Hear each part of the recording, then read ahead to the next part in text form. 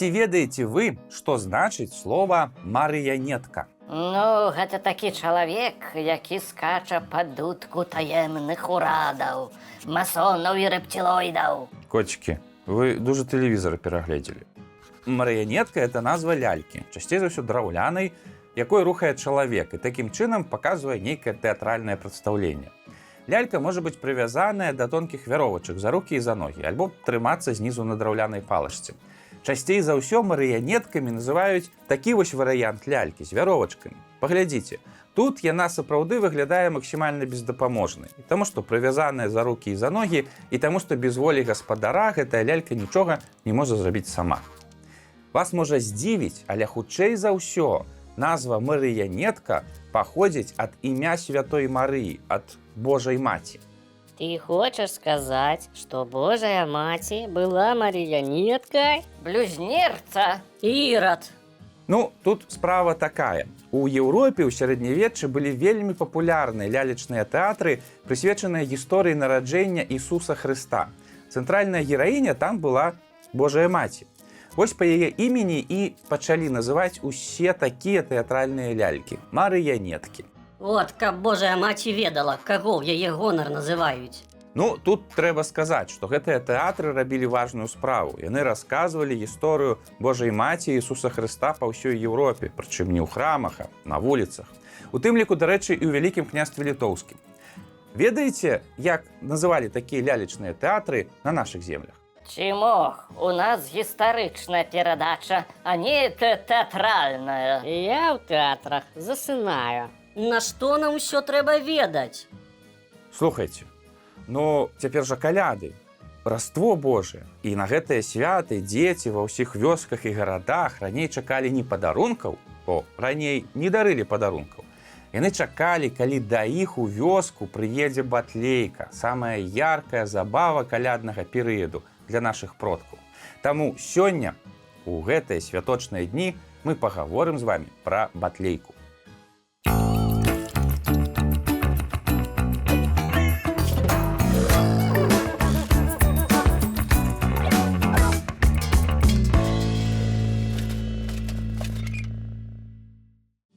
Легенда кажа, што ў 1220 годзе будучы каталіцкі святы Францыск Азіскі пабываў у паломніцтве ў святой зямлі.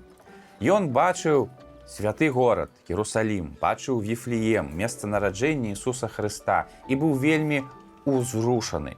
Вярнуўшыся на радзіму ў Італію, Францыск захацеў, каб ягоныя суайчыннікі таксама ўбачылі месца нараджэння Ісуса Хрыста, каб адчулі тое, што ён адчуў сам. Тады ён прыдумаў і ў 1223 годзе арганізаваў у сваім манастыры інсталяцыю пячоры, дзе нарадзіўся Хрыстос. І на каляды правёў там нейкае прадстаўленне. Людзям вельмі спадабалася, усе былі ўражаныя, ну і лічыцца, што дзесьці вот так з'явілася батлейка.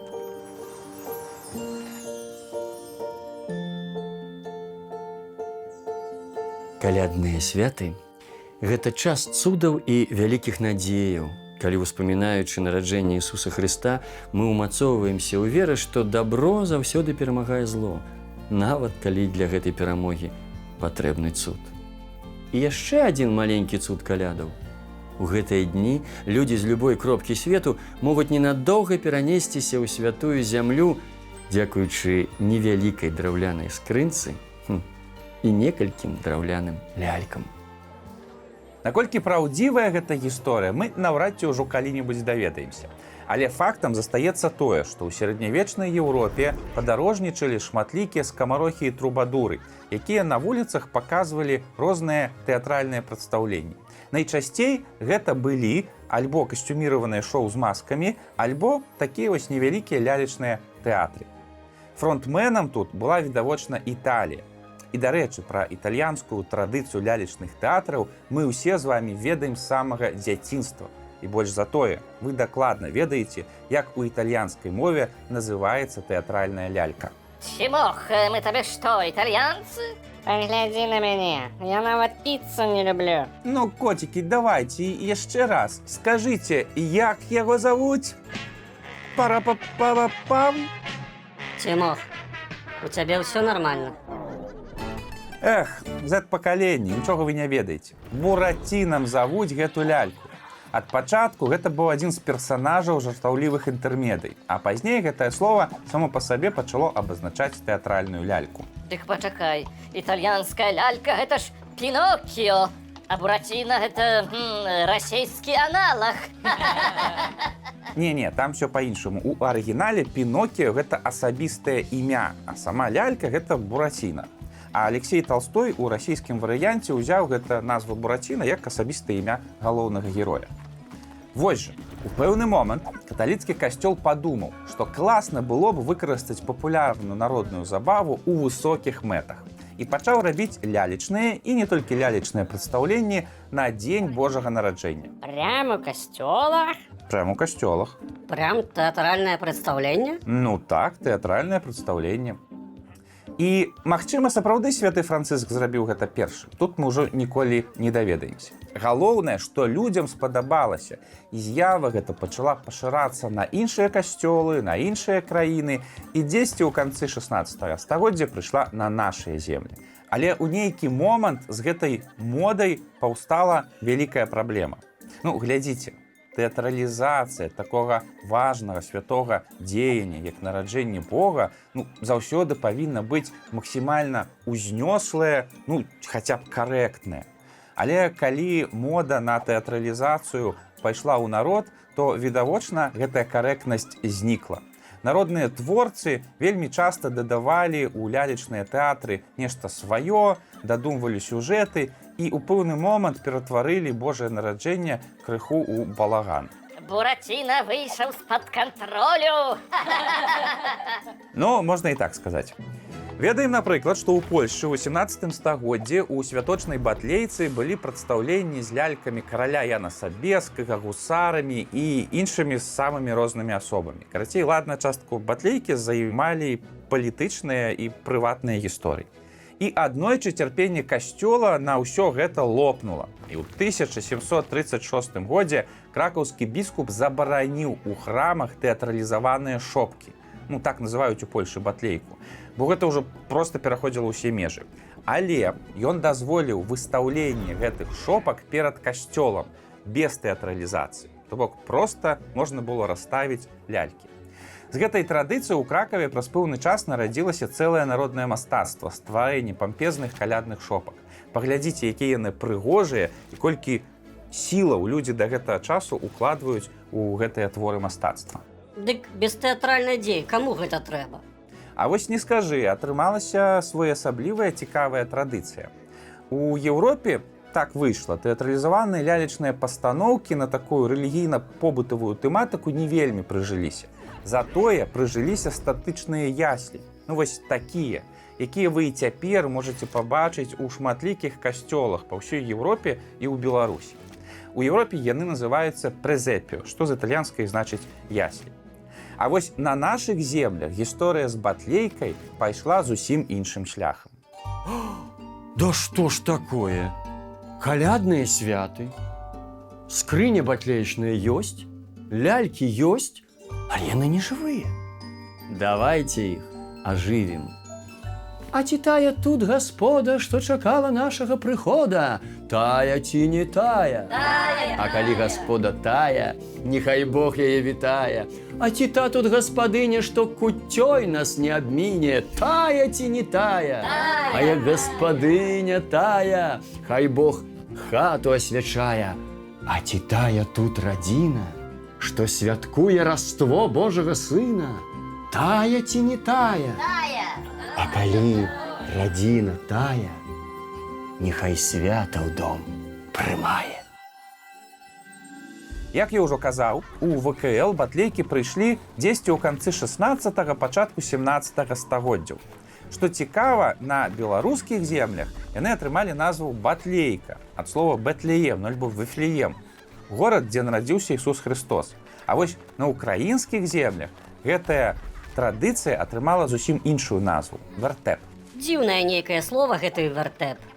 Ведаеце, у савецкія часы, калі рэлігія была забароненая, гэтае слова найчасцей выкарыстоўвалася як азначэнне нейкага хаоса і няладдзя. Але на самой справе Гэта слова папросту паходзіць ад старадаўняга слова пячора, месца, дзе нарадзіўся Христос. Дык ён у хляве нарадзіўся ці ў пячоры, бо нешта я ўжо зусім заблыта. Ну там і ў святых тэкстах ёсць пэўная блытаніна, але, магчыма, гэта проста быў хлеў, які знаходзіўся ўнутры пячоры. Але тут галоўнае не назва, а сутнасць, калі мы параўноўваем Еўропу з нашымі землямі.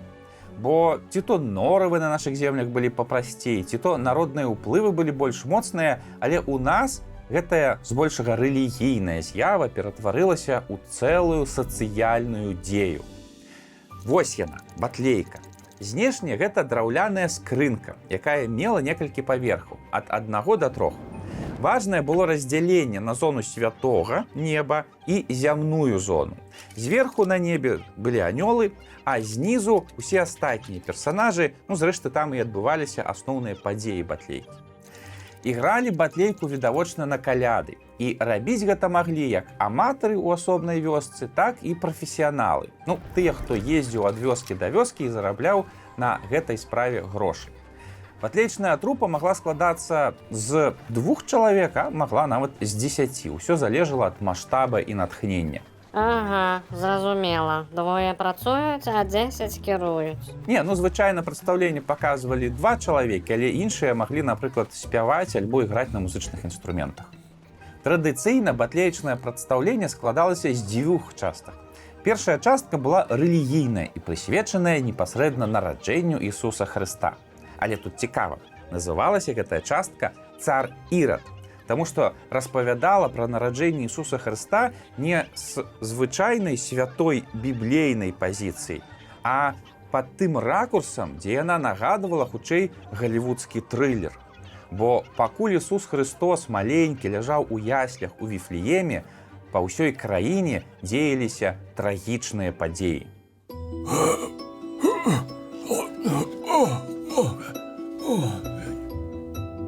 На колени я на троне, у пурпуры ды ў кароне.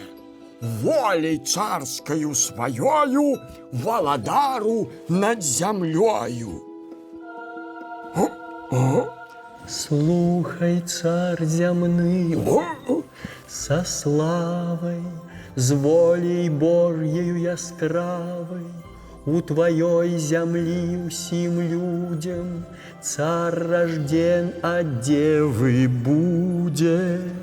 Валадарство его вечно, весть сию прими сардечно. Народится царь от Бога, у души моей тревога. Ранки слабнуть, сердцу млосно, а меня куды? Закросны, царь тут я, других не буде. Ірод царь потребны людям. Ой. Хто збестив цара? Смяротний чоловік. Що за думки в сілій голові? А что? Ти ж тут Бог, ти тут у силе. Тим лепей у могиле, не марной же часу цару. А что? Виправляй вояку обшари, немовлят хай не шкодують, самозванца хутко згубять, а я славить тебе мушу, буду пестить твою душу, а я славить тебе мушу, буду пестить твою душу. Эй, жаўнеры пиканеры! Ать-два. Не маю никому веры. Я тебе покажу, откуль готовилось нападение. По обшарах усіх пройдите, немовлят всіх загубите, каб не устаў царь нарачваны, не заняў маёй короны. Цар Ірад даведаўся пра тое, што ў ягонай краіне нарадзіўся новы уладар і падумаў, што гэты уладар, калі вырасце, захоча забраць ягоную уладу, а таму загадаў забіць усіх немаўлятаў у краіне. І вось батлейка расказвала, як ён гэта прыдумаў, як яго ўпрошвалі гэта не рабіць, а ён усё адно зарабіў, і пасля, як у канцы прыйшла смерць з касой, адрубіла яму галаву і пацягнула з сабою пекла. Звычайна лялька Ірада рабілася так, што ў яе пры націсканні сапраўды адвальвалася галава. І гэта быў момант кульмінацыі, якога чакалі ўсе дзеці. Вось жа ірад пракляты.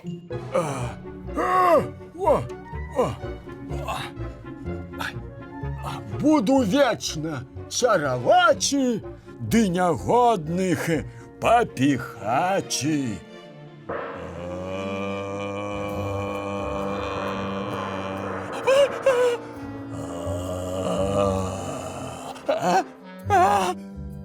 Что ты радуешься, цару? Не быть тобе валадаром. Столькі душаў збіў напрасна, ад по тобе сцене страшны. Жар пякельны, жур смоловый, подставляй свою голову. Ну дай хоть годинку. И хвилинки не дам. Подставляй свою голову. От земного твоего дому пойдем у новые хоромы. Радуйтесь, люди. Радость здесь с небес приходить, а с земли молитва усходить, и до самого до раю радость душаў возлетае. Народился усим Спаситель, душам людским избавитель, свет анёльским дивным чином от трапеча долу рыне. Богу сердце отчиняйте, песни Господу спявайте, заспяваем усе ладно, бо пришла пора калядна. На самой справе, людзей гэта гісторыя так уражвала, што ў народную гаворку слова «ірад» увайшло як найвялікшае зневажанне. Ах ты, ірад пракляты. Другая частка батлейкі спектакля складывалася з побытавых сцэнак. І вось тут ужо народная фантазія адрывалася на поўніцу. Гаварылі пра тое, што набалела, і акторам, і гледачам.